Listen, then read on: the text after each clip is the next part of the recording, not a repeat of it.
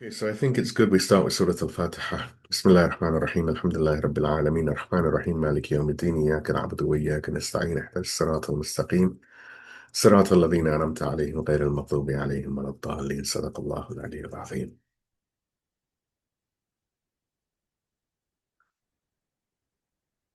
أعوذ بالله السميع العليم من الشيطان الرجيم بسم الله الرحمن الرحيم الحمد لله رب العالمين وصلى الله على سيدنا محمد وعلى آل بيته الطيبين الطاهرين ولعن الله على أعدائهم أجمعين من الأولين والآخرين آمين يا رب العالمين أما بعد السلام عليكم ورحمة الله.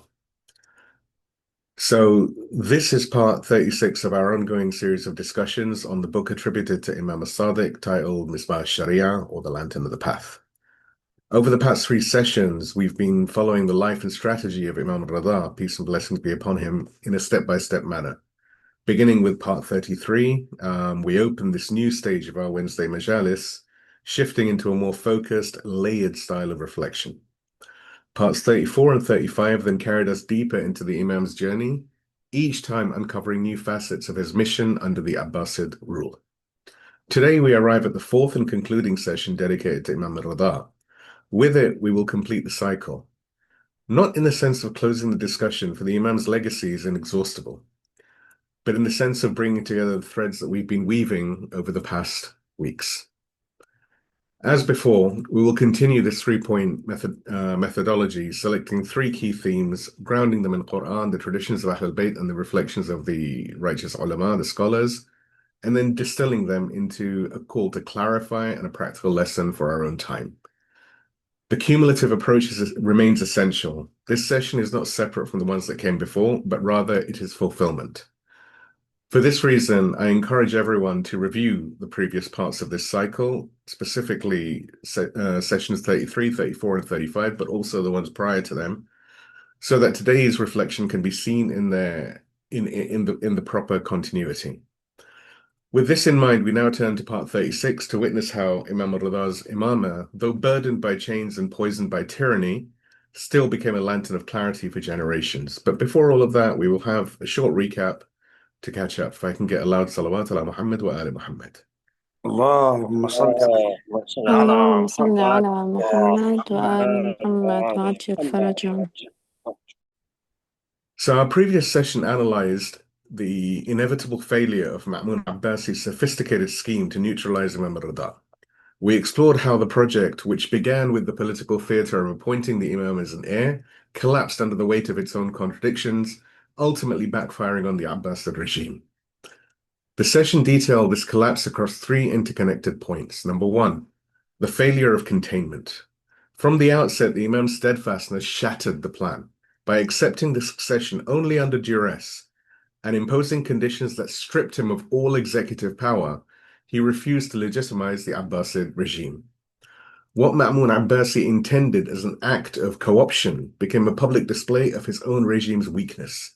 Instead of containing Shiism, the Imam's elevated position only caused it to grow in influence and loyalty. Number two, the exposure of hypocrisy. The Imam's presence in the court served as a mirror, reflecting the deep-seated corruption and moral decay of the Abbasid administration. The stark contrast between his piety and the court's decadence exposed Ma'mun's claims of religious sincerity as a hollow pretense. The public debates meant to diminish the Imam consistently backfired, showcasing his divine knowledge and further revealing the hypocrisy of the ruling power. And number three, from succession to assassination. Having failed to co-opt or contain the Imam, a defeated Ma'mun Abbasi resorted to the same crude weapon as his predecessors, assassination. The martyrdom of Imam al-Ridha by poison was the final admission that the Caliph's political project was a complete disaster, a complete failure. This act of violence, however, did not extinguish the Imam's light. Instead, it immortalized his legacy, turning his shrine in Mashhad into an enduring center of pilgrimage, while the Abbasid dynasty faded into disgrace and nothingness. In short, the session demonstrated that schemes built on deceit are unsustainable. The Imam's unwavering refusal to compromise truth proved that tyranny, whether through overt force or subtle co-option, is ultimately self-defeating. Now, in his most beautiful name and with full trust in his support, imploring his assistance and guidance, we proceed. If I can get a salawat, we can begin today's session. اللهم صل على محمد اللهم صل على محمد وآل وآل محمد محمد وعجل فرجهم. A divine reality, not a royal decree. The essence of Imamah beyond thrones and titles. The Abbasids imagined that legitimacy could be manufactured with crowns, robes, and titles. They thought they could appoint an imam as they appointed governors and ministers. But the essence of Imamah is not subject to royal proclamation. It cannot be conferred by caliphs, nor revoked by poison. Imamah is a divine reality, a covenant with God, rooted in what we call nas, or designation, upheld by revelation and confirmed by His will alone. Guidance by divine command. Let's look at some scriptural foundations. The Qur'an leaves no doubt that true leadership is not a worldly succession, but a divine appointment. In Qur'an, Surah Al-Anbiya, the chapter of the prophets, 21st chapter of the Qur'an, verse number 73, Allah subhanahu wa ta'ala says, "We made them leaders who guided by our command." And again, in Qur'an, Surah Al-Sajdah, the chapter of the prostration, 32nd chapter of the Qur'an, verse number 24, Allah subhanahu wa ta'ala says, We made from them leaders who guided by our command, when they were patient and certain of our signs. Here, leadership is explicitly amr-based, command-based, by God's command, not by the will of men, dynasties, or armies. This is the Quranic definition of Imamah. The Quran also binds love and loyalty to the Prophet's family to the very fabric of the faith.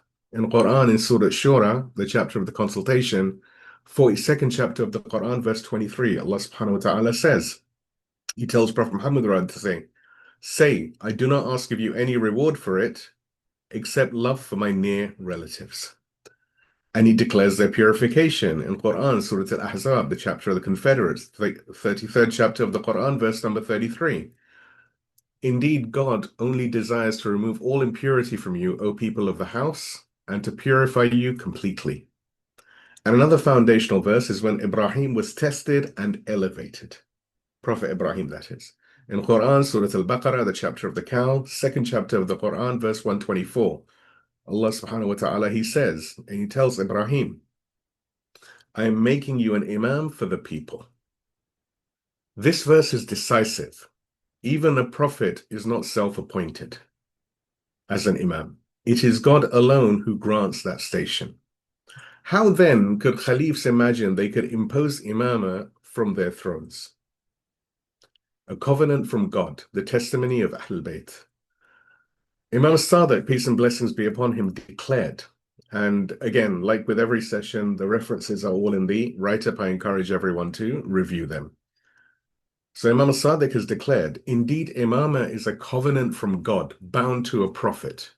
Whoever denies the imamah denies prophethood. This hadith cuts to the heart of the matter. To strip imamah of its divine covenant is to mutilate it, just as denying prophethood itself would also be mutilating it. The Prophet Muhammad, peace and blessings be upon him, confirmed this covenant in his final sermon at Ghadir Khum, where he said, whoever I am his master or Mawla, then this Ali is his master or Mawla.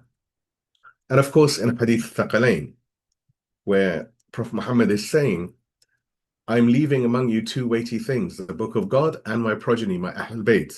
If you hold fast to them both, you will never go astray after me. And again, both of these can be found in Sunni sources as well as Shia sources. And together, they establish that imamah is inseparable from prophethood, both designated by God. So when people congratulated Imam al-Ridha on being named the heir apparent by Ma'mun, he cautioned them, saying, do not be deceived, for this matter will not be fulfilled. The title bestowed by Ma'mun was an empty theatre. Imamah is decreed not from thrones, but from the heavens. Let's now look at the voices of the scholars in this regard. Ayatullah Jawadi Amali reminds us, the Imam rises and leads only by God's command, not by the votes of the people and not by the power of swords. Ayatullah Fadlullah, may God rest his pure soul, adds, Imamah is a responsibility, not an honorary title. It is carried by whom God appoints, not by whom the ruler designates. And Imam Khomeini, may God rest his pure soul, said, and this was during his time in Najaf, he said, Imamah is a divine office into which no human being has the right to interfere. So it's a divine trust, not a worldly kingdom. The Abbasids mistook Imamah for monarchy, a throne of inheritance and armies. But the Imams consistently clarified that it is an amana, a trust from God. Imam al-Baqir, explaining Surah An-Nisa, the chapter of women, 4th chapter of the Qur'an, verse 58, where Allah says, Indeed, God commands you to render trust to whom they are due. Imam al-Sadiq, explaining this, said, God has commanded that when death approaches the Imam from among us, he must deliver the Imamah to one of his sons. It is not for him to withhold it from him. And Shaykh al-Mufid in Kitab al-Irshad defined the Imam not by political power, but by divinely granted qualities, saying, the Imam is the one who has general leadership in the affairs of religion and the world. He must be infallible from all sin and errors, and the most knowledgeable person of his time. Ma'mun al-Abbasi could offer titles and palaces, but he could not grant infallibility. He couldn't grant divine knowledge or the status of Hujjah, proof of God. This is why his scheme was doomed from the very start. He mistook crowns for Wilayah. So now let's look at some lessons for the present. Thrones will fall, but Wilayah endures. So today too, many attempt to reduce religion to politics, to dynasties, or to parliaments. But the lesson of Imam al-Ridha is eternal. Divine leadership cannot be co-opted. Thrones crumble, empires collapse, but the Wilayah of Ahlulbayt endures. Imam Khamenei, may God protect him, has reminded us, Imamah is a divine truth, one that continues throughout history, and the oppressors are never able to nullify it. And of course, like with all the references, as I've said, these are all available in the write-up. I recommend everyone review that. And now comes the call to clarify. Legitimacy comes from God, not from thrones. So we should clarify that Imamah is a divine covenant, not a political office. We need to clarify that legitimacy does not flow from thrones, nor from votes, nor from swords, but only from God. We need to clarify that loyalty to the Imam of our age, Imam al-Mahdi, may our souls be his ransom, may God hasten his return, is the axis of faith. And do not be deceived by the trappings of power. Remember that the light of Imamah shines beyond every crown, every empire, and every age. Now, if I can get a salawat, we can move to the second point, which is the architecture of a stance, how the Imam's stance became a source for law and ethics. اللهم صل اللهم صل على على محمد محمد وآل وآل محمد محمد وعجل فرجهم. So Imam al-Ridha, peace and blessings be upon him, was not simply living through history. He was writing fiqh or jurisprudence with his stance. Every condition he set, every refusal he made, every word of warning he spoke became a living lesson in jurisprudence and political ethics. Let's look at the first one as an example, the conditions of non-legitimization, a masterclass in political jurisprudence. The Imam's stance was not a simple emotional refusal. It was a calculated jurisprudential masterstroke. When Ma'mun Abbasi made it clear that death was the only alternative to accepting the heir-apparency, Imam al-Ridha agreed, but only after publicly declaring his coercion and laying down a set of very precise, debilitating conditions. He famously told Ma'mun, and this is, again, the references in the write-up, and Imam al-Ridha said to Ma'mun, I will accept this affair on the condition that I will not command, nor forbid, nor issue legal rulings, nor judge. I will not appoint anyone, nor depose anyone, nor will I change anything from its current state. Each of these conditions was a surgical cut, severing the link between himself and the regime's actions. By refusing to appoint or dismiss officials, he absolved himself of the state's corruption and tyranny. By refusing to issue commands or prohibitions, he ensured that no injustice could be carried out in his name. By refusing to alter any existing custom or law, he prevented his presence from being used to rubber stamp Abbasid policy. In essence, he accepted a title, but handed back all of its power, leaving Ma'mun holding an empty crown. He transformed the position of heir apparent from a seat of power into a platform for principled disavowal, demonstrating for all time how to engage with an oppressive system without granting it an ounce of legitimacy. So now we look at measured by necessity, the principle of cooperating with tyrants only under duress. And this is a very, very important point. The Imam accepted succession only under explicit threat of death. He made sure everyone knew it was coercion. This sets a clear principle. Cooperation with tyrants is only permissible under duress, and even then it must be stripped of legitimacy. Ayatullah Sistani has emphasized, it is not permissible to cooperate with tyrannical or oppressive governments except in cases of necessity, and only to the extent required by that necessity. The Imam's example is exactly this, a coerced acceptance bound by conditions never affirming legitimacy. So let's look at now the abuse of necessity, cloaking complicity in false authority. But how often is this principle twisted in our own age? There are those in our communities who wrap themselves in the language of darura or necessity, while their actions reveal nothing of necessity at all. They claim closeness to the maraja, speak of conversations with Najaf, and present themselves as leaders of prayer and guidance. Yet their dealings strengthen the hand of the oppressors, even deepening the reach of the Zionist entity itself.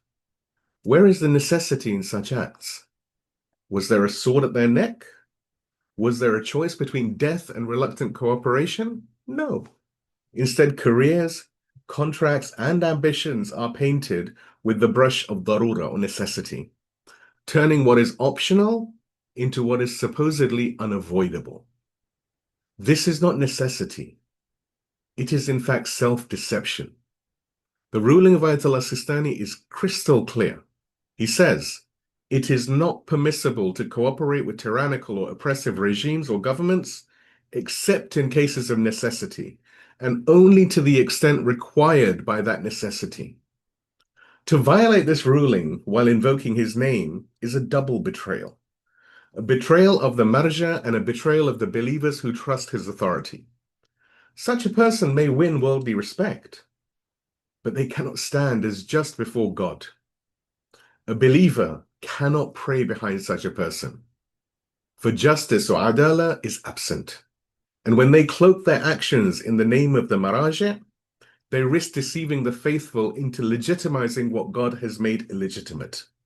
The Qur'an warns of this. In Qur'an, in Surah Al-Qalam, the chapter of the pen, 68th chapter of the Qur'an, verses 8 to 9. Allah subhanahu wa ta'ala, he says, so do not obey the deniers or the liars. They wish that you would compromise, so they would compromise. Let it be known, to invoke the maraja while walking hand in hand with tyrants is not leadership, it is corruption. To excuse oneself with false necessity is not jurisprudence, it is betrayal. Imam Ali has a very important saying from Nahj Balagha where he says, the worst of people before God on the day of judgment is everyone who dares to meddle in the religion of God without any concern for the havoc he or she wreaks upon his community. Now I want to go through a very quick short aside to explain a particular point which will become, you'll understand why after. So there is a term which is called tawqi. And very soon we will encounter this term, tawqi. A fuller treatment will come later when we discuss Mahdawiyya, the era and mission of Imam al-Hujjah, may our souls be his ransom, and may God hasten his return. But for now, here's a very brief introduction. In Shia history, especially during the minor occultation, Ghaybat al-Sughra as we call it, Imam al-Mahdi was no longer physically visible to the community, yet he continued to guide and communicate with them. One of the key ways this happened was through written replies sent via his 4 trusted deputies. These communications were called tawqi'at, the singular of which is tawqi'. The word tawqi' literally means a signed statement or an official reply. They contained, for example, answers to questions posed by the Shia, instructions for the community in the face of political and other oppression, and clarifications against the claims of false leaders and others. Therefore, a tawqi' was far more than an ordinary letter. It was received and recognized as the direct voice of the Imam to the believers. The collection of these tawqi'at shows that even while hidden, the Imam remained an active source of guidance, protection, and clarification for the Shia community. Now, of course, in Ghaybat Kubra, in the greater occultation, we don't have access to the Imam in the same way anymore. But we do have, there are means by which the Imam communicates with us, and we'll cover them when we discuss Mahdawiyya. So why have I talked about tawqi'? In a tawqi', a signed letter of Imam al-Mahdi, may God hasten his return, may our souls be his ransom, he warns. He says, and this is found in Kitab al-Ghayba of Shaykh Tusi, and again, the references are in the write-up. As for the events that occur, refer in them to the narrators of our tradition, for they are my proof over you, and I am the proof of God. How can anyone claim the authority of Najaf while trampling upon the rulings of Najaf? How can someone invoke the name of the marja, yet act as an instrument of the oppressor? This is not Wilayah. This is rebellion against it. So let's now look at the art of taqiyya and the duty of tabyin, how the Imam knew when to conceal and when to clarify. For decades, the Shia had lived under a state of taqiyya, strategic concealment or prudence to preserve life and community. And we've discussed this in previous sessions. But in Marv, with succession forced upon him, Imam al-Ridha used tabyin, or clarification, to proclaim truth on the grandest stage. Imam al-Saduq, peace and blessings be upon him, had taught, Taqiyya is my religion and the religion of my forefathers. There is no faith for one who has no taqiyya, no strategic prudence. But taqiyya, strategic prudence, was never an end. It was a means until the moment came to clarify. Imam al-Ridha shows us that when God places the pulpit of history before you, silence is no longer protection, but rather it becomes betrayal. Ayatullah Fadlullah, may God rest his pure soul, explained, Taqiyya is a weapon for weakness, while tabyin is a weapon for strength. And Imam al-Ridha combined them with wisdom. Let's now look at this idea of those vested with authority, why the ulil amr must be divinely protected from error. The Qur'an commands in Surah An-Nisa, the chapter of the women, 4th chapter of the Qur'an, verse 59. Allah subhanahu wa ta'ala, he says, O you who believe, O you who have faith, obey God and obey the messenger and those vested with authority amongst you. And we've discussed this previously. But I thought it was interesting to bring in what Allama says. Allama Tabatabai in Al-Mizan comments that the ulil amr must be those divinely protected from error. They must be ma'soom. Otherwise, obedience would contradict the Quran's commandment to avoid injustice. And I'm going to quote you from Allama. This is his tafsir of this verse, or a portion of it. He says, if the possessors of authority were not infallible, their commands would inevitably involve sin and error. To command obedience to them unconditionally in such a state would be to command obedience to sin and error. And this is impossible for God the Exalted. For he has said, indeed, God does not command indecency. It is therefore established that the possessors of authority, the ulil amr, whom God has made unconditionally obligatory to obey, must indeed be infallible. This verse underlines that obedience to legitimate divine authority in the Prophet, the Imams, and by extension to their representatives, righteous representatives, is non-negotiable. So now we look at inside the palace, not of it. The Imam's lesson on engaging power without surrendering principle. Imam al-Ridha's stance is a model for all who engage with unjust systems. He shows us how to enter without being absorbed, how to present without legitimizing, and how to speak truth without fear. Imam Khomeini, may God rest his pure soul, taught us, as long as there exists a taghut, a tyrannical power, upon this earth, it is the duty of the scholars to explain the truth of religion and to expose the essence of tyranny. The martyred leader, whose anniversary is in about 3 days, said Hassan Nasrallah, may God rest his pure soul, echoed this in our own time, saying, "The scholar who remains silent about the falsehood of rulers shares with them in the crime." And the references for all of these are in the write-up.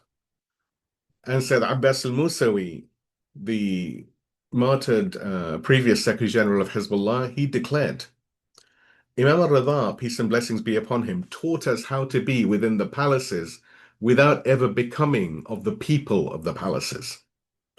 This is the jurisprudence of resistance, to navigate systems without losing integrity, to survive without surrendering, and to clarify even in the heart of oppression. So what are the lessons for the present? Why survival without integrity is in fact a form of failure.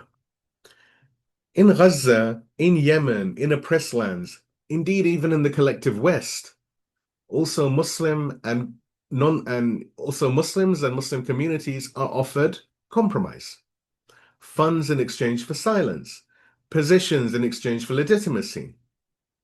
Imam al-Ridha teaches that survival without integrity is failure.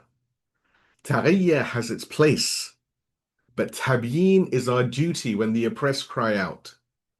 And when legitimate authority, the Imam in his time, and today the Wali al-Faqih and the Maraji, clarify the path, disobedience does not strengthen communities, rather it fractures them. And we will explore this further in the next point. Let's now look at the call to clarify, refusing silence in the face of genocide. And we have 4 points over here. Number 1, we need to clarify that cooperation with tyranny is only ever under duress. It is never voluntary, and it's always stripped of legitimacy. Understanding the balance. Taqiyya protects in weakness, but tabyin proclaims in strength. We must demand from our scholars and leaders the courage of Imam al-Ridha, presence without absorption, and speech without compromise. And we must prepare for Imam al-Hujjah, Imam al-Mahdi, may our souls be his ransom and may God hasten his return, by refusing silence in the face of genocide, hypocrisy, and oppression. If I can get a loud salawat, we can move on to the 3rd point, which is more pious than the Imam when loyalty becomes a cloak for arrogance and fitna. اللهم صل اللهم على صل على محمد وآل وآل محمد محمد وعجل وعجل. One of the most painful yet instructive lessons from the life of Imam al-Ridha, peace and blessings be upon him, is that the gravest challenges to divine leadership often arise not from the swords of enemies, but from the very ranks of one's own followers. The Qur'an warns repeatedly against fitna, trial, tribulation, and most dangerously, civil discord and sedition. It states with piercing clarity, in Qur'an, Surah Al-Baqarah, the chapter of the cow, 2nd chapter of the Qur'an, verse 191, Allah subhanahu wa ta'ala says, and fitna is worse than killing. So why is fitna worse? Because while an external enemy may kill bodies, internal division, sedition, fitna, kills the very soul of the community. Let's now look at the trial of the heir-apparency. When Imam al-Ridha was forced to accept the heir-apparency under Ma'mun Abbasi, some of the Shia faltered. Unable to perceive the strategic wisdom behind the poison chalice, they fell into the very fitna the Qur'an warns against. They looked only at the outward appearance of his presence in the palace. In their limited judgment, they accused him of compromise. A few even plotted against him, believing themselves more loyal to the truth than the Imam himself. And this was not piety. It was arrogance cloaked in the language of piety. It was the fatal error of elevating one's own limited opinion above the wisdom of the proof of God. As the Imam himself has said of such people, and again, the references are all in the write-up, Imam al-Ridha himself said, these people were confused because of the weakness of their intellects and the blindness of their insight.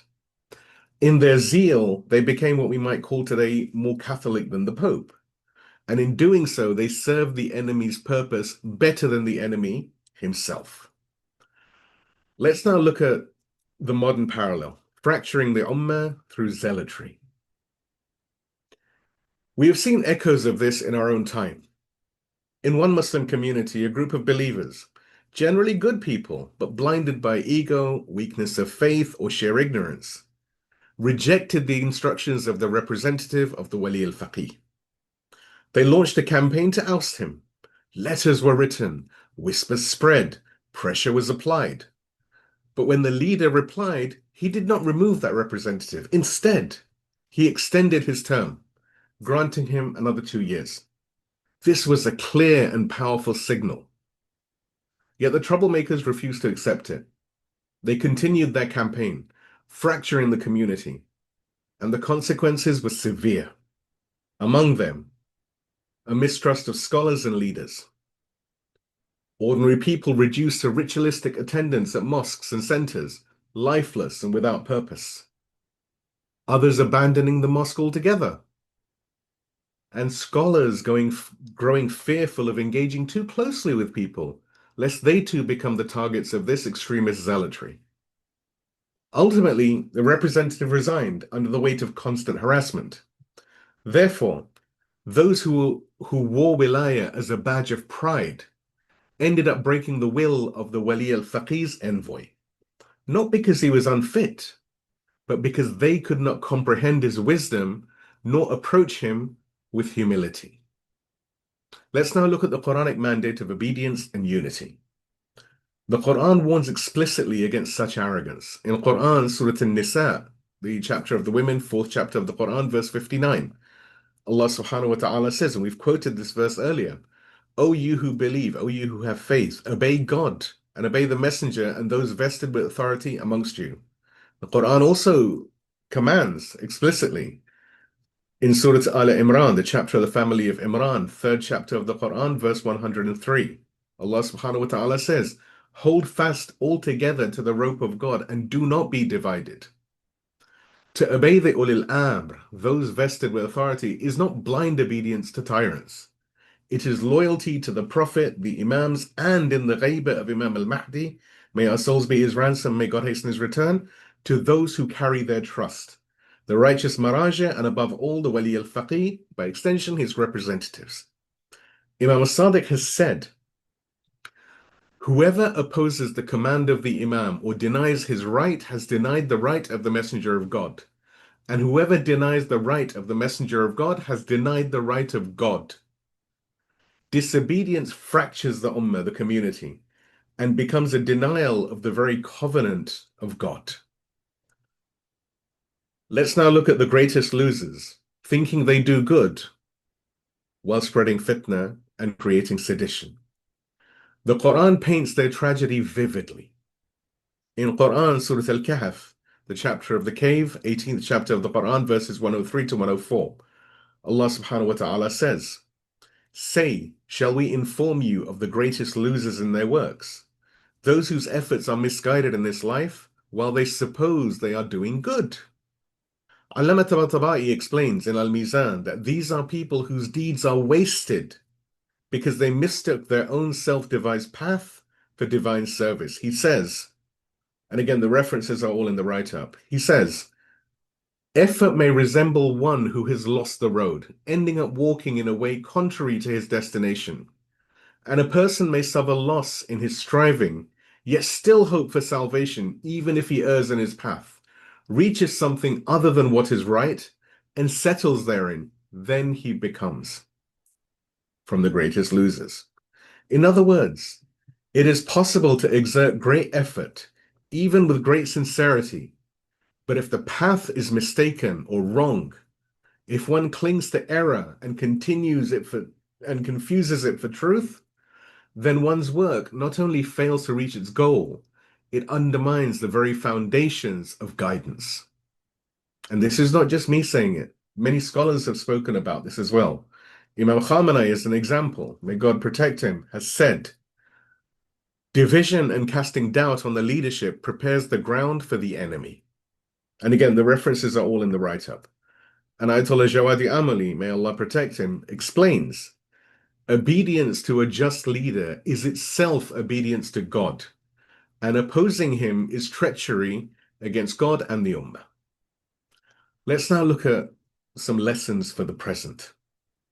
And the lessons are clear. When we do not understand the wisdom of the Imam or the Wali's representative or the Wali Faqih even, our duty is humility, not rebellion. We can ask questions respectfully, but we must never undermine unity. Anything else is arrogance, and arrogance fractures the community, the Ummah. It weakens the resistance, and it strengthens the enemy. The same way Imam Ali had said of the Khawarij, and this is from Sermon 40 of Nahj Balagha, and this was in response to, and it was Imam Ali's response when the Khawarij raised their slogan of there is no governance or judgment except God's, which in itself was a true phrase, but they were misapplying it to justify rebellion against him. He said, it is a word of truth by which falsehood is intended. So too today, the rhetoric of loyalty, when stripped of humility, becomes the sharpest knife in the back of the community. Let's now look at our call to clarify why cohesion and loyalty are acts of preparation. Remember that obedience to rightful authority is obedience to God. Do not repeat the mistake of those who doubted Imam al-Ridha. Humility before guidance is the mark of true faith. And recognize that division within the community is often more destructive than the blows of external enemies. In the age of Imam al-Mahdi, may our souls be his ransom and may God hasten his return, unity, humility, and loyalty are themselves acts of preparation. Please give me a salawat when we proceed to the conclusion. اللهم صل على اللهم صل على محمد وآل محمد وعجل وآل فرجهم. محمد وعجل فرجهم.